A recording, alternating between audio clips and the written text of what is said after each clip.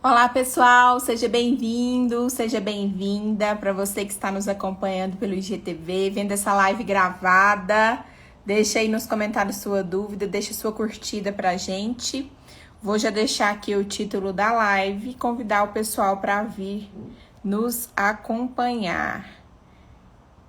Confesso para você que essa live no finalzinho da tarde é novidade para mim, mas galera geral tá fazendo bastante, pedindo, solicitando para que fizesse mais no período da tarde, por conta do período noturno, que tá sempre muito cheio de lives, né?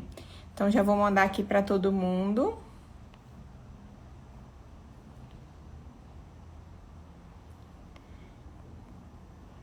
E vocês podem encaminhar também com a setinha para os amigos de vocês para virem assistir nossa live. Enquanto isso, o Éder vai chegando aí.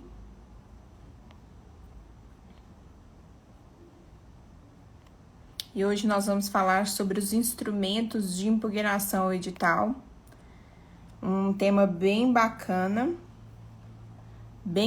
mesmo.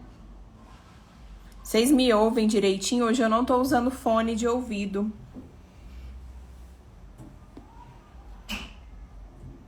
O Éder já entrou.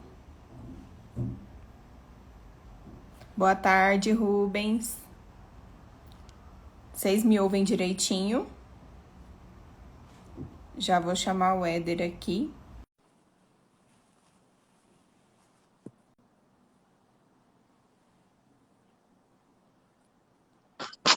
Ana, Oi, Éder. tudo bom? Boa tarde. Tudo bem? Tá me ouvindo direitinho? 100%. Como está meu áudio também? Tá bom. É isso aí, depois de algum tempo sem fazer live no Instagram, estamos de volta, né?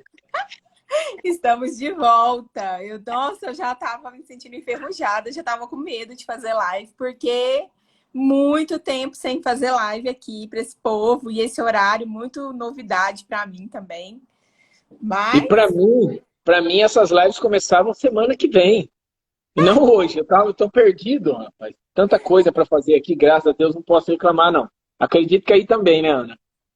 muita coisa e assim, muita novidade chegando, né, no mundo das licitações. Então, ao mesmo tempo que tem muito trabalho, a gente também está tendo que parar para estudar. Então, tá muito Sim, complicado. eu estou enviando Mas essa live aqui. Pode ir falando que eu estou enviando. Estou aproveitando o tempo para enviá-la aqui. Mas a gente vai indo, vai se adaptando, né, à nova realidade, vai estudando, vai trabalhando. A própria prática coloca muito a gente para estudar no dia a dia, né? Então, hoje mesmo, falando com a Priscila, ela estava analisando um edital que eu nunca vi tanta irregularidade na minha vida. Sério, acho que todas as irregularidades que eu já estudei, que eu já falei, estão em um só edital. Um absurdo. Então, assim, todos os dias a prática coloca a gente para estudar. E isso é muito bom. Eu gosto. Ana, o que acontece, eu que tenho um histórico antigo aí atuando com licitação de pregão eletrônico, você acredita também, né? Antigamente não tinha tantas mudanças assim, né? Eu lembro lá em 2009, quando eu comecei, praticamente as mudanças vieram acontecer depois de 2017, eu acho que 18, começou a mudar muito essa parte a parte prática mesmo, que é a minha especialidade. Tudo que você grava num portal, aí passa um mês, 2 meses depois, você vai ver, já mudou uma tela de entrada, mudou alguma coisa assim. Olha o Siqueira entrando aí. Um abraço, Carlos Magno. Ah, o Carlos Magno, é mesmo, lá de Salvador. Ana, mas eu acho que dá pra gente já bater em cima do foco, do assunto de hoje, né? E o assunto de hoje é um assunto muito especial, muito voltado para o dia a dia do licitante. E quando o licitante pega aquele edital, ele coça a cabeça e fala: Meu Deus, e agora? E agora, como que eu vou fazer? Quais providências eu posso tomar? Qual é a alternativa que eu posso ter à minha disposição, né? Quais os direitos que eu tenho diante desse edital, diante desse questionamento? Então, a questão da impugnação, do questionamento ao edital, ela é de suma importância. Eu queria que você contasse também um pouco para a gente qual que é a sua visão, antes da gente começar, qual que é a sua visão da impugnação, o que você vê na prática, se é relevante, se não é relevante. Ô, Ana, o problema que acontece muito, quem busca os nossos serviços, principalmente para contratação pontual, é que ele vem, às vezes, muito em cima da hora e a gente já não tem aquele prazo dos 3 dias para impugnar. Então, Sim. nessa situação, o que a gente faz? A gente deixa o cliente ciente de algumas irregularidades que a gente percebeu, visualizou nesse edital, mas em que infelizmente não dá para fazer mais nada. Ou ele participa dessa forma, depois tenta, dependendo quem ganhar, entrar com impugnação não, com manifestar a intenção de recurso, algum recurso, procurar fazer alguma coisa depois que não é o recomendado, mas é o que a gente faz aqui. É raro aquele cliente que vem com uma semana de antecedência. Vem muito em cima da hora. E a gente tem visto muitos editais, até tem algumas perguntas, e eu vou fazendo no decorrer aqui que o pessoal passou, a Bel entrando. Com relação a o que a gente mais vê errado nessa parte de edital? Algumas exigências nos atestados de capacidade técnicas e prazos que, no meu entendimento, pelo tempo de experiência, a gente vê que não é normal pedir isso, não é legal. E a gente vê, nessa hora, um favorecimento, talvez, de alguém que já esteja no órgão, ou algum conhecido ali daquele órgão que consiga cumprir com essas exigências fora do que rege a lei de licitação, do que rege esses decretos relacionados ao pregão eletrônico. É verdade. E nós, primeiro, enquanto cidadãos, e segundo, enquanto licitantes, temos que afastar essas ilegalidades no decorrer da nossa análise do edital. Então, por isso que é tão importante analisar o edital, por isso que é tão importante ter essa análise crítica, colocar todas as questões ali à par, estar sempre estudando, vendo aquilo que é errado, aquilo que é ilegal, aquilo que é configurado como fraude, por exemplo, e está afastando isso daí. Então, hoje, eu vou mencionar com vocês que nós vamos falar um pouquinho sobre, no mínimo, 5 tipos, até 6 tipos de instrumentos que estão à nossa disposição para questionarmos esse edital. O primeiro deles é aquele velho conhecido nosso, a nossa velha conhecida impugnação ao edital. A impugnação ao edital, ela é um instrumento que está à disposição tanto do cidadão quanto do licitante. Lembrando que na Lei 8666 os prazos são diferentes. Para cidadãos, o prazo é até 5 dias úteis. Para licitantes, é até 2. E no novo decreto do pregão eletrônico, o prazo são de 3 dias até 3 dias úteis antes da abertura da proposta, né? Esse prazo aí foi modificado, então tem algumas pessoas ainda fazendo uma certa confusão, porque o prazo do pregão eletrônico ele é diferente dos demais prazos. Ele foi encurtado, eu diria. E acaba que, ao fazer esse prazo e a impugnação ser intempestiva, ela não é analisada da mesma forma que seria se fosse tempestiva.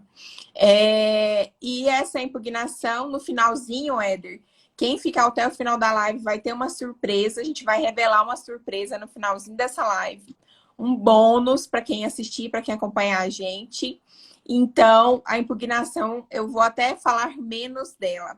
Vou já pular para a segunda etapa, que seria... Mas, Ana, eu queria te cortar um pouco aqui, porque como nós aqui estamos naquela ponta inicial, daquela empresa que talvez... Hoje a gente vê muito assim, com a pandemia, muitas empresas que não vendiam para o governo, elas querem entrar nesse segmento, mas elas vêm muito perdidas, ou se não, com diversas informações desencontradas que pega na internet, no Google, tudo. Então, primeiramente, assim, o que seria bem básico mesmo, no seu ponto de vista, se você quiser, eu posso falar também, o que é impugnação?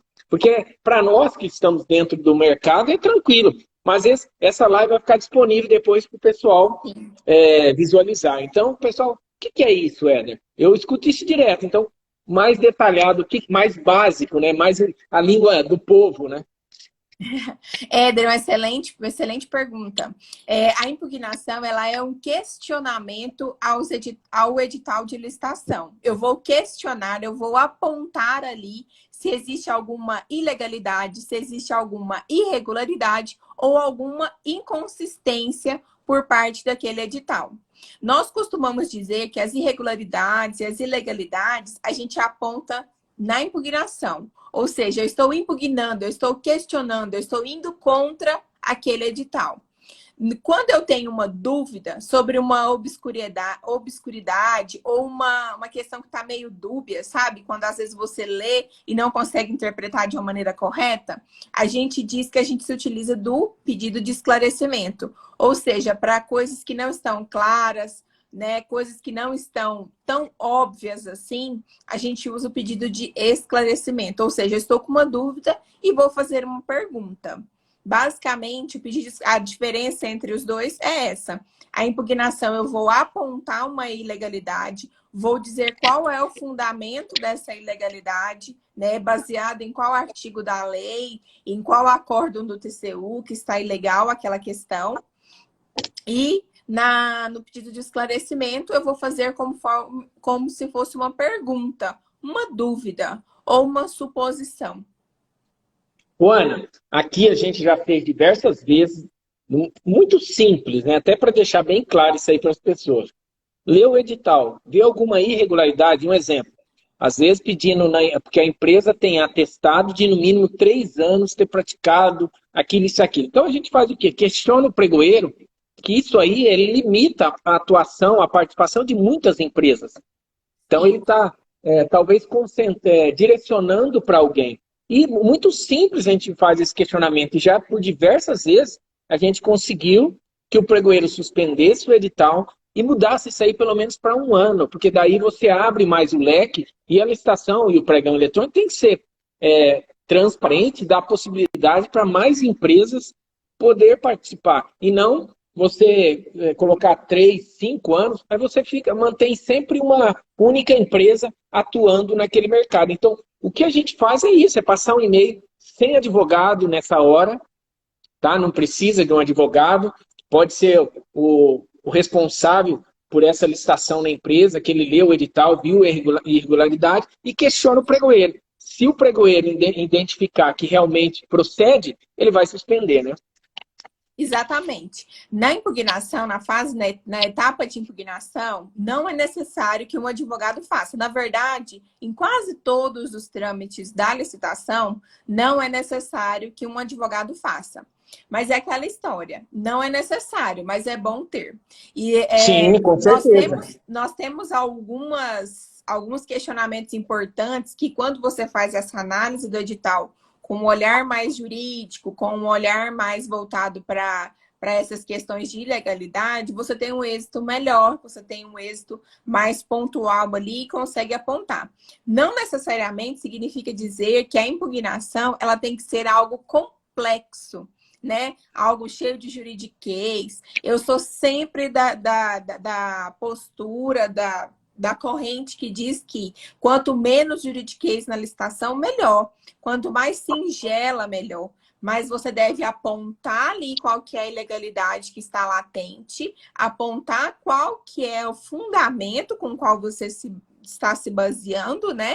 Que você está dizendo que é ilegal, que é irregular. E dizer no final o que você conclui, o que você quer. Você quer que seja alterado o edital? Você quer que seja modificado, apenas retirado uma parte? Qual que é a sua sugestão para a administração pública? Então, assim, pode ser uma peça simples, mas ela tem que ser, assertiva, direta ao ponto. Exatamente isso. Até porque, quando complica demais, eu participei de um evento, eu gosto sempre de repetir isso aí, da Feira do Empreendedor em Cuiabá, acho que foi em 2019, 2018, não me lembro. E a pregoeira do Estado, ela disse assim, que às vezes os funcionários dessa área de licitação, ou até mesmo o advogado que conhece ele não vai fazer isso. Mas ele floreia muito, achando que o pessoal lá quer ver um recurso, uma impugnação, uma coisa de 10, 20 folhas. Eles não têm nem tempo para ler isso aí. Eles querem que você seja muito direto ali, em poucas palavras, o que você quer. Até mesmo, a gente está falando de impugnação, mas ela estava comentando até na parte de um recurso mesmo, uma contrarrazão. Porque eu vejo, às vezes, a pessoa não sabe, ela vai lá e fica copiando partes da internet, faz lá um formulário de um recurso desse, uma impugnação, 2, 3 folhas. Não precisa nada disso. É o mais objetivo possível, né?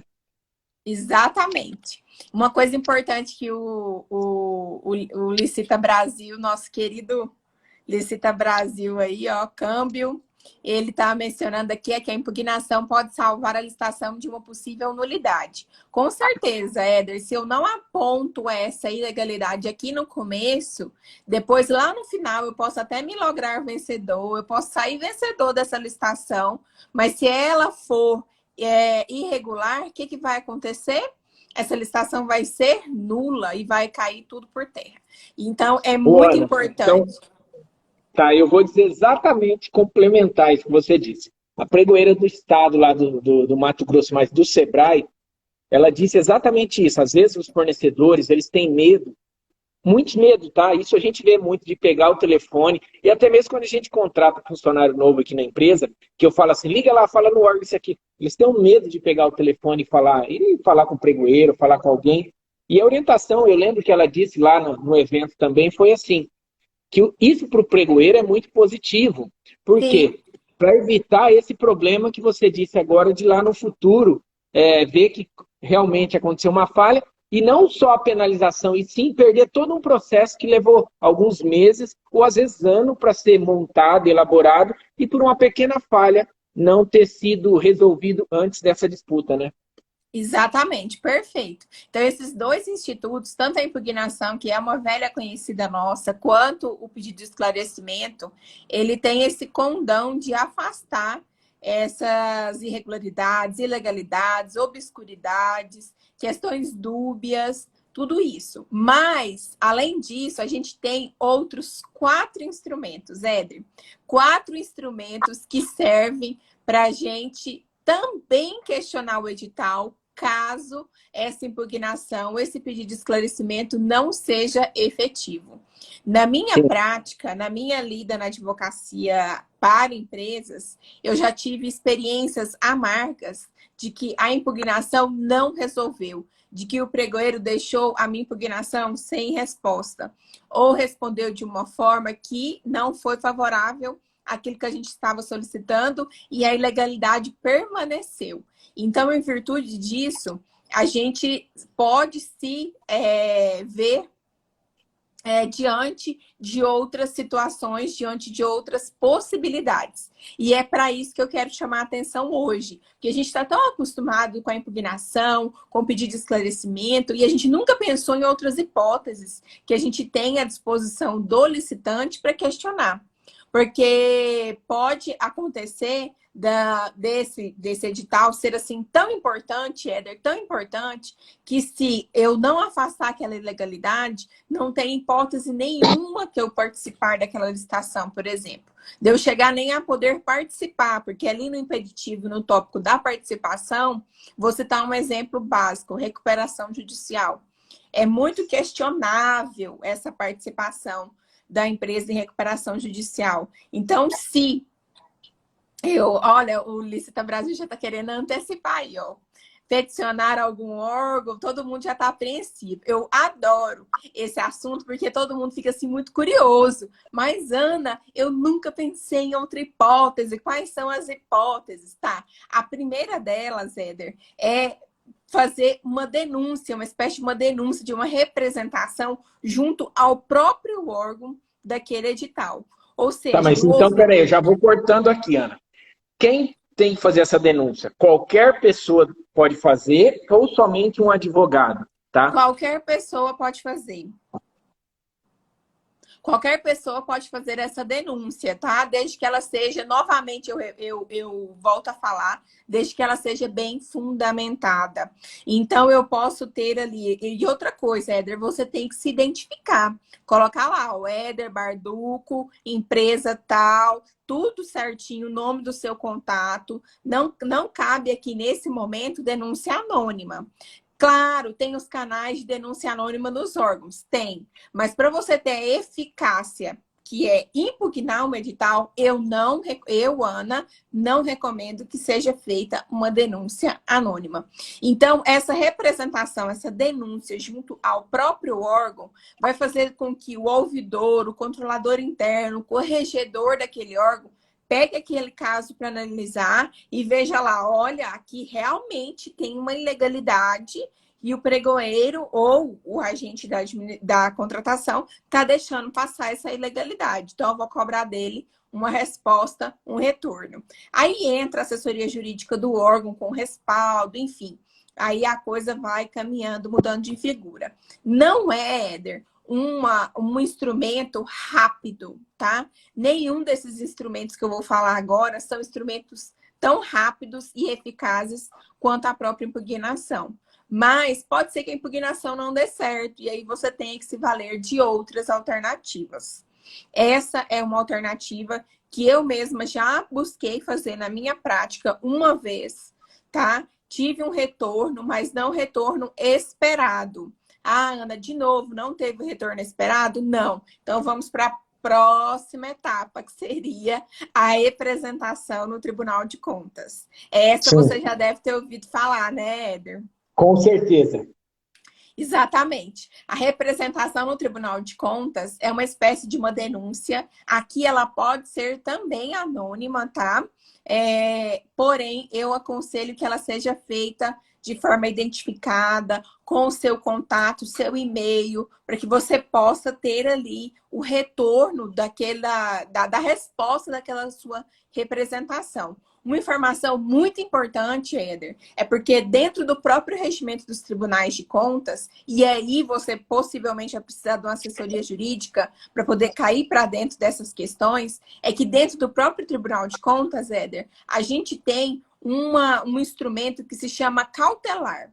Dessa cautelar é como se fosse uma liminar do mandato de segurança.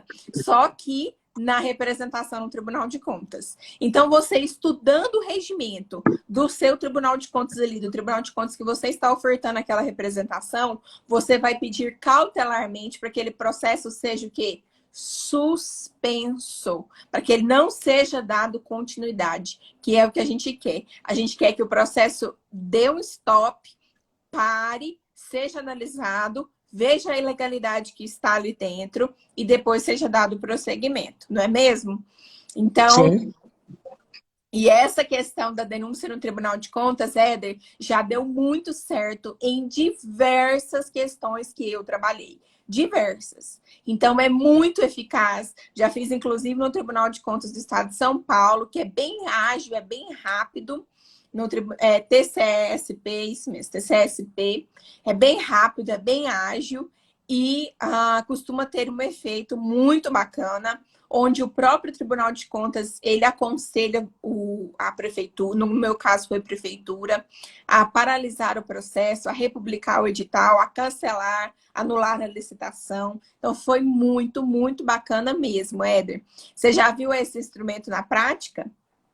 Eu não vi. Aqui eu posso falar que eu sou muito de fases, Ana. O que é fases?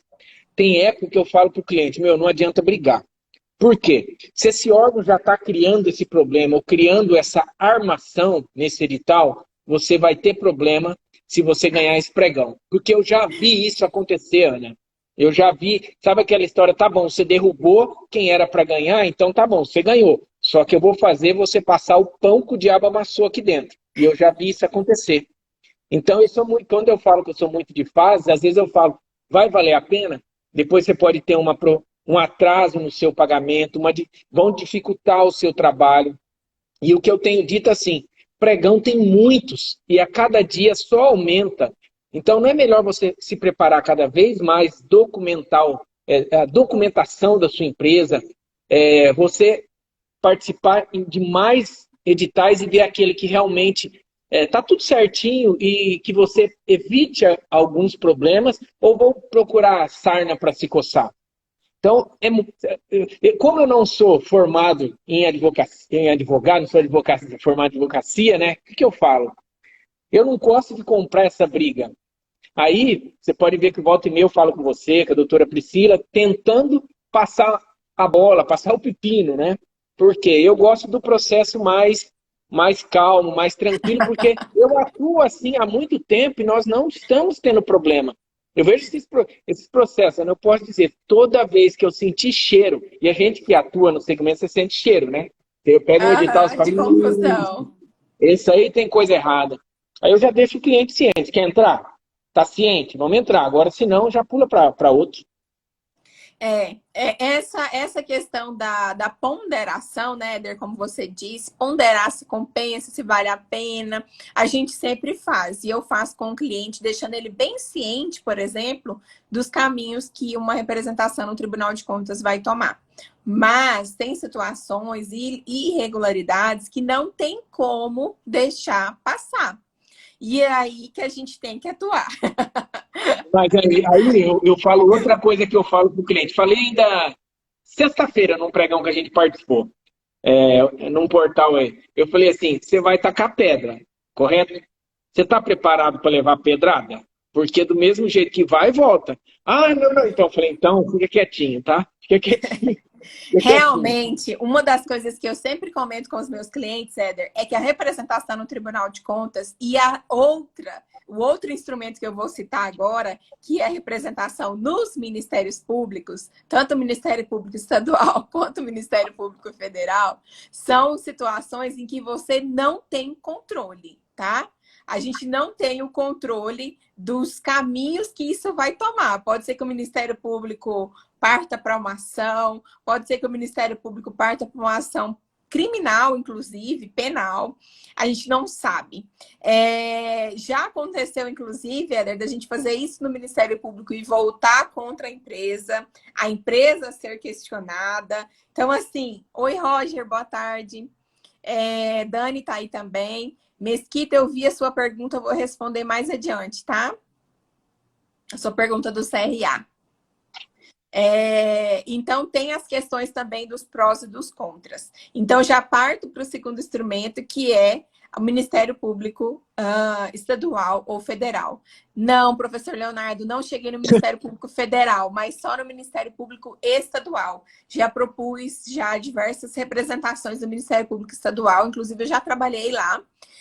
Então, eu tenho uma certa familiaridade com o recebimento de representação, então é bem legal. Eu adoro, né? Babado, confusão, baixaria, adoro. Eu não. Quando algum cliente liga desesperado, porque eu estou com um problema no Tribunal de Contas, o cara tá sofrendo, eu tô achando o máximo, porque eu gosto do babado, da confusão, da gritaria. Porque é o que faz a gente sair da normalidade, né? Da nossa rotina e partir assim, para uns estudos mais profundos do direito, inclusive aqueles que eu mencionei com você de fraude e licitação. E aí, para E é quem só assim gosta... que aprende, né? E é só assim que aprende, fazendo, né? É só fazendo. E para quem gosta assim de sangue no olho, o último instrumento é o mandado de segurança, tá? Esse eu também já utilizei na prática. Já utilizamos o mandado de segurança para questionar um edital de licitação. E aí, Éder, muita gente me pergunta, mas Ana, mandado de segurança não é direito líquido e certo, o que você vai fazer com o mandado de segurança? Pois é, a gente criou uma tese, Éder, com base no direito de participar de licitação. A gente falou sobre isso no nosso lançamento do licitante de sucesso, a diferença entre participar de licitação e habilitação na licitação. Sim. Então, esse direito de participar de licitação, ele não pode ser interrompido, cessado, de uma forma tão abrupta assim, com uma ilegalidade que está ali presente no edital de licitação. Então, com base nessa tese que a gente criou, a gente conseguiu já êxito no mandato de segurança liminar para suspender o processo e afastar a ilegalidade. E ó, o pau quebrou e o trem foi feio, mas no final deu tudo certo. Mas, Éder, cabe a mim também aqui, enquanto professora, não também ficar me vangloriando que sempre dá tudo certo, não, tá? No caso do mandato de segurança, já deu muito errado. Ô, Ana, mas eu achei legal que você disse agora de vangloriar que dá tudo certo. Às vezes o pessoal entra em contato com a gente, mudando um pouco de assunto, fala assim, Éder, vi você na internet, eu quero contratar você, porque eu vi que você ganha todos os pregões, então eu quero que você ganhe o meu. Fala, calma, não é assim não. A gente não vai postar só fracasso, você vai postar as vitórias, né? Então não é bem assim não.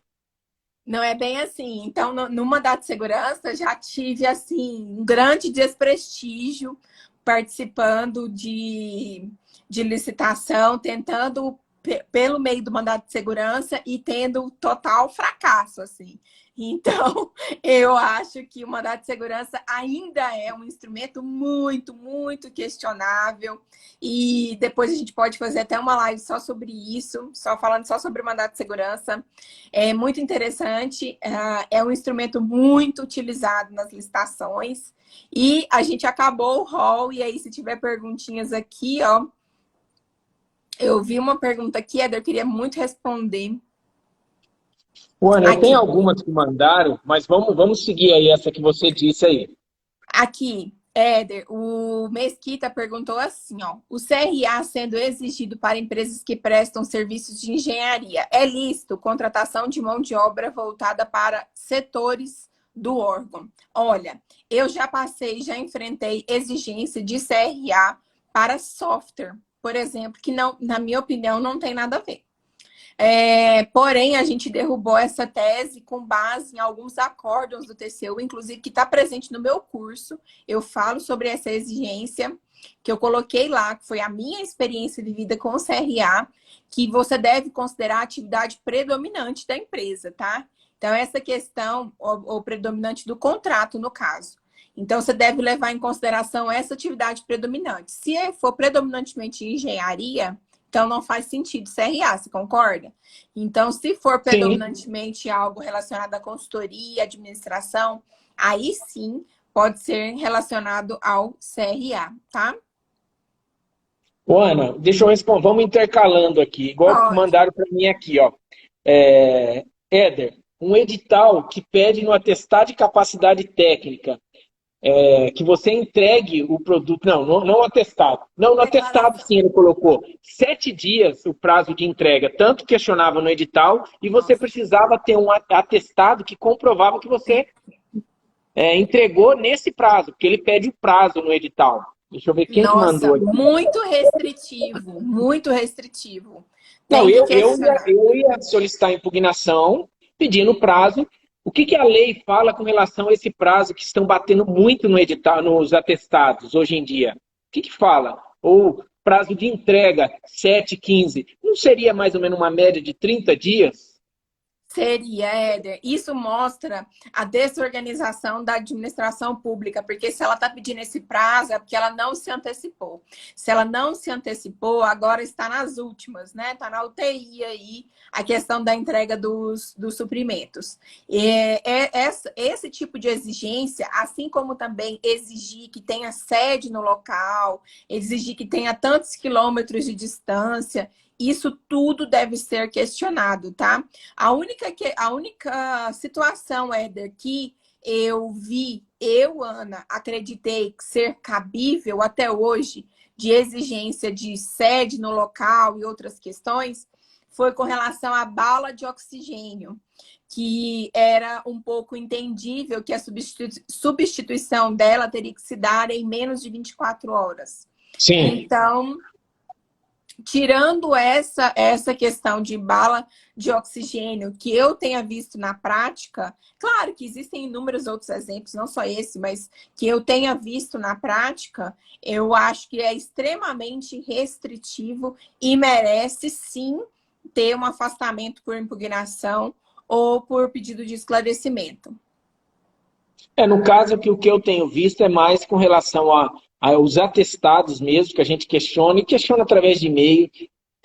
Assim, estamos tendo êxito nisso aí, quando tem antecedência, né? Principalmente clientes de consultoria, a gente tem um trabalho antecipado, então dá para fazer normal. Ótimo.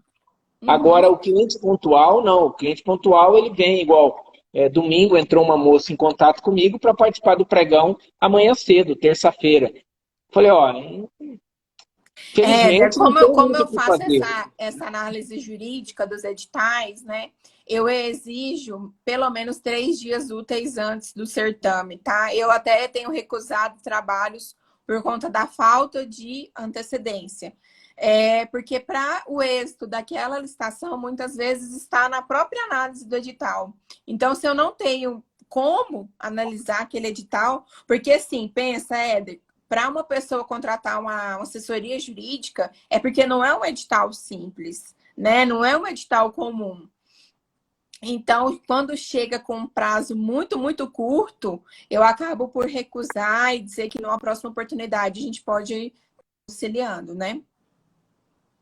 Nós tivemos êxito num processo milionário, até de uma multinacional, acho que americana, que tem escritório no Brasil, e era um pregão também, assim, tipo, entrar em contato com 2 dias do pregão. Só que era assim, ó, nós temos um departamento jurídico, nós já fizemos toda a análise, separamos toda a documentação, só que a gente precisa de alguém que conheça do sistema, que opere o sistema e que vença o pregão. Para nossa felicidade, conseguimos operar o sistema e ter um resultado milionário para essa empresa. O resultado, assim, mais de 50 milhões nesse pregão por um ano, tá?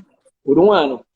Mas é loucura, é loucura. É que assim, eu acredito que eu aprendi tanto a operacionalizar os sistemas que eu faço isso.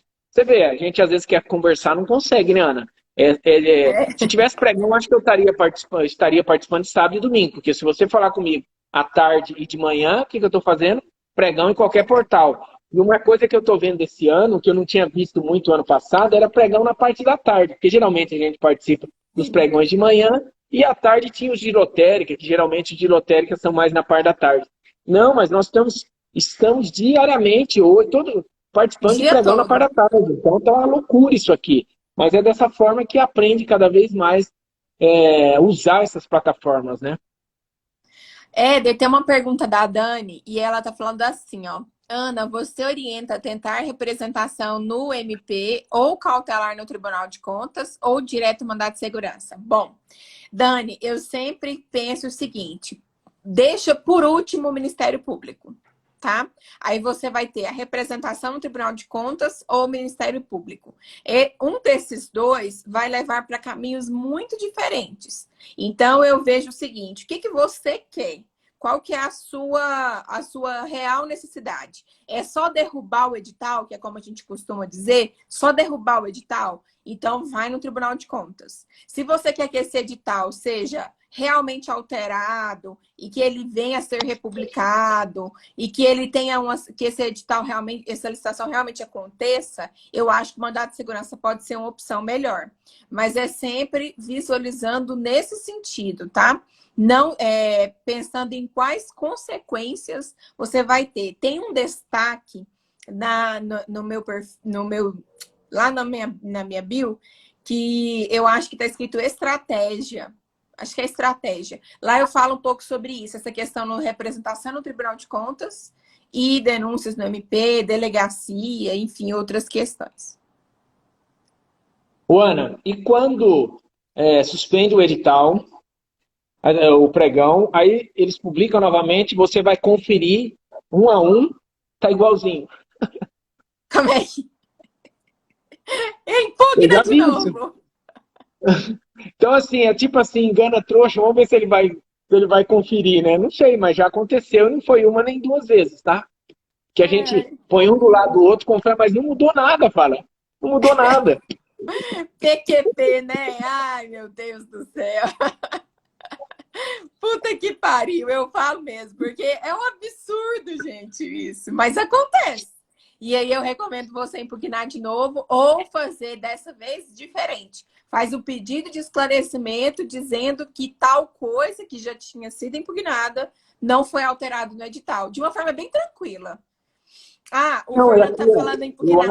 assim, eu sou um cara que eu gosto muito de conversar com as pessoas lá do outro lado, né? Entender, assim, Sim, muito, tchau meninas, Zé do muito bem. transparente, conversar, porque eu acho assim, o processo tem que ser bom para todos os lados e não criar confusão. Então a gente, olha, eu só tenho a agradecer até mesmo que eu vejo que os pregoeiros estão cada vez melhores, né? Antigamente eles eram, posso falar aqui, pessoal, eu sou uma pessoa que eu não escondo o que eu penso, né? Era meio chuco você ia conversar, meio um pessoal até às vezes meio grosseiro, não sabia muito, mas hoje eu vejo cada vez mais o pessoal preparado para te ajudar também a fazer o Sim. processo caminhar. Claro que tem exceções, né?